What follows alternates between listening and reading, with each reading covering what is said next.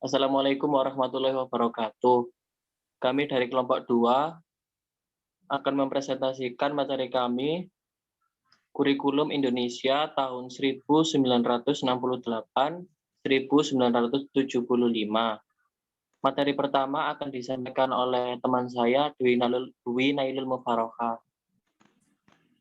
Baik, saya Dwi Nailul Mufaroha akan mempresentasikan materi pertama mengenai kurikulum tahun 1968.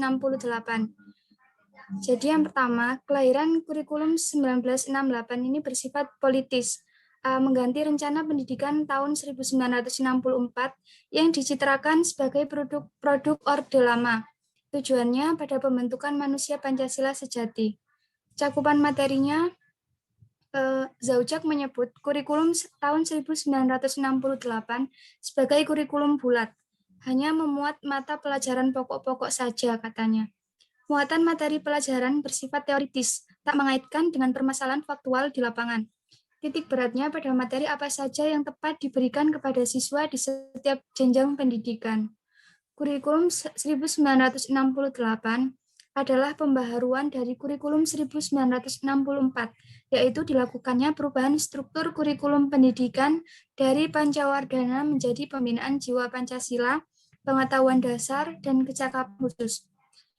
Tujuannya, dari segi tujuan pendidikan, kurikulum 1968 tujuan bahwa pendidikan ditekankan pada upaya untuk membentuk manusia Pancasila sejati, kuat, dan sehat jasmani, mempertinggi kecerdasan dan keterampilan jasmani, moral, budi pekerti, dan keyakinan beragama. Isi pendidikan diarahkan pada kegiatan mempertinggi kecerdasan dan keterampilan serta mengembangkan fisik yang sehat dan kuat. Next. Tipe organisasinya termasuk korelatif subjek kurikulum. Artinya, materi pelajaran pada tingkat bawah mempunyai korelasi dengan kurikulum sekolah lanjutan. Jumlah pelajarannya 9, yang memuat hanya mata pelajaran pokok saja. Next. Karakteristik. Kurikulum 1968 merupakan pembaharuan dari kurikulum 1964, yaitu dilakukannya perubahan struktur kurikulum pendidikan dari Pancawardhana menjadi pembinaan jiwa Pancasila, pengetahuan dasar, dan kecakapan khusus. Kurikulum 1968 merupakan perwujudan dari perubahan orientasi pada pelaksanaan Undang-Undang Dasar 1945 secara murni dan konsekuen. Mata pelajaran dikelompokkan menjadi 9 pokok. Pendekatan yang berorientasi pada mata pelajaran. Dalam pendekatan mata pelajaran ini, terdapat sistem pembagian tanggung jawab di antara masing-masing guru mata pelajaran. Misalnya, guru yang mengajar biologi di SMP atau SMA hanya bertugas mengajar biologi saja. Sekalipun seorang guru bertanggung jawab mengajar sejumlah mata pelajaran sekaligus, seperti di SD. Namun, guru tersebut mengajarkannya secara terpisah dan tidak dikorelasikan satu dengan yang lainnya. Next. Nah, untuk mata pelajarannya ini bisa dilihat sendiri tabelnya.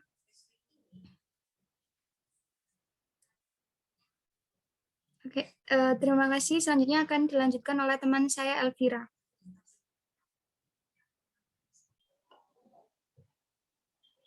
Baik, saya akan melanjutkan presentasi dari Dwi Nailul.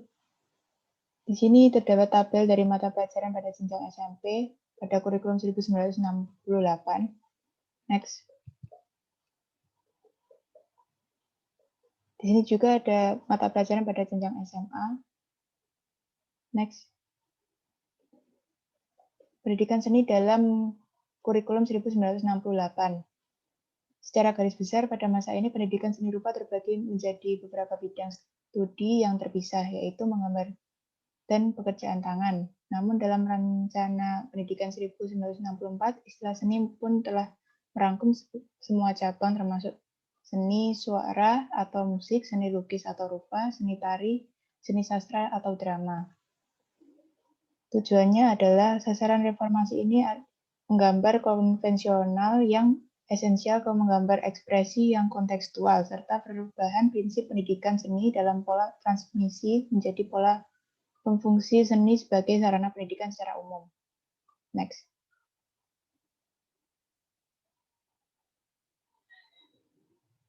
Bahan kajian seni. Di SD untuk pertama kalinya dituliskan mata pelajaran pendidikan kesenian, seni rupa, seni suara, dan seni tari. Di SMU pada mata pelajaran menggambar dan menggambar mistar. Next. Alokasi waktu. Kelas 1 dan 2, 28 jam pelajaran, masing-masing jam pelajaran 30 menit. Kelas 3, 4, 5, dan 6, 40 jam pelajaran, masing-masing jam pelajaran 40 menit.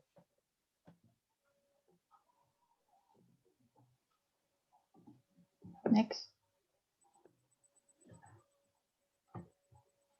Selanjutnya akan saya lanjutkan untuk kurikulum tahun 1975. Kurikulum sekolah dasar tahun 1975 ini buat karena pada kurikulum 1968 yang telah diberlakukan di sekolah-sekolah dasar dipandang kurang relevan lagi bagi kondisi masyarakat pada masa pembangunan 5 tahun tahap kedua. Dalam sistematika kurikulum tahun 75 terdapat 2 tujuan, diantaranya yang pertama tujuan institusional, yaitu tujuan pendidikan yang secara melembaga harus dicapai program pendidikan pada masing-masing sekolah. Karena itu, setiap guru dan pelaksana tingkat pendidikan harus memahami dan mendalami makna dari tujuan-tujuan tersebut. Tujuan institusional ini disusun dalam 2 rumusan, yaitu tujuan umum yang kemudian dirumuskan lebih lanjut dalam tujuan khusus. Tujuan umum menggambarkan kualifikasi yang harus dimiliki para lulusan dalam hal pengetahuan, keterampilan, dan sikap untuk berbagai bidang studi. Lalu yang kedua ada tujuan institusional umum.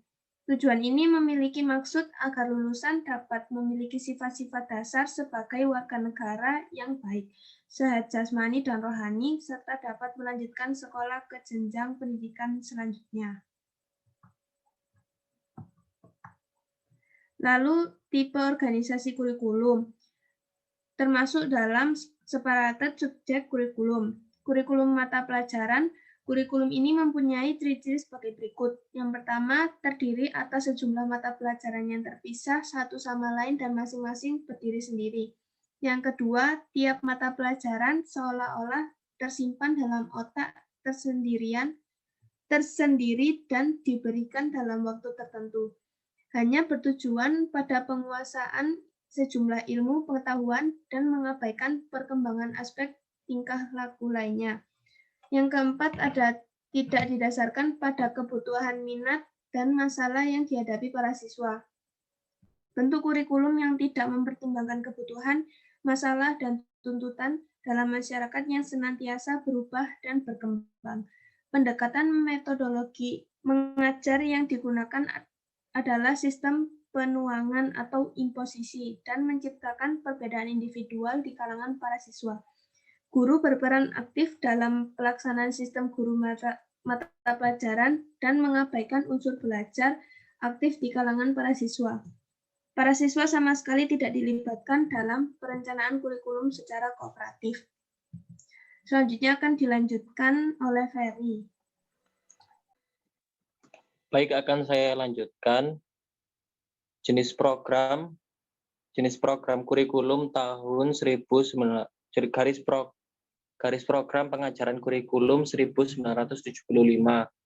Pada bagian ini dijelaskan tujuan yang harus dicapai setelah mengikuti program pengajaran yang bersangkutan selama masa pendidikan dalam bentuk rumusan tujuan kurikuler. 2 tujuan-tujuan yang hendak dicapai dalam setiap satuan pelajaran dalam bentuk tujuan instruksional umum. 3 pokok-pokok bahasan yang harus dikembangkan untuk dijadikan bahan pelajaran bagi para siswa agar mencapai tujuan yang diharapkan. 4 urutan penyampaian bahan-bahan pengajaran dari tahun ke tahun dan catur bulan ke catur bulan Proses pengembangan pokok bahasan yang diambil dari garis besar program pengajaran ini akan dilakukan dengan menggunakan teknik pendekatan sistem instruksional yang kemudian dikenal dengan PPSI. 5. Sistem penyajian yang akan digunakan dalam kurikulum 1975. Pendekatan melalui sistem instruksional yang kemudian dikenal dengan prosedur pengembangan instruksional PPSI berlandasan kepada pandangan bahwa proses belajar mengajar itu sebagai suatu sistem senantiasa harus diarahkan pada tercapainya tujuan. Tujuan ini harus jelas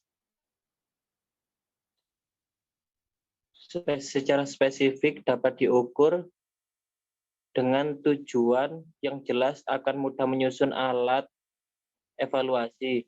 Materi pelajaran, kegiatan belajar mengajar melalui model satuan pelajaran atau unit lesson merupakan persiapan mengajar dalam program-program satuan pelajaran yang harus disusun sepanjang tahun oleh guru-guru.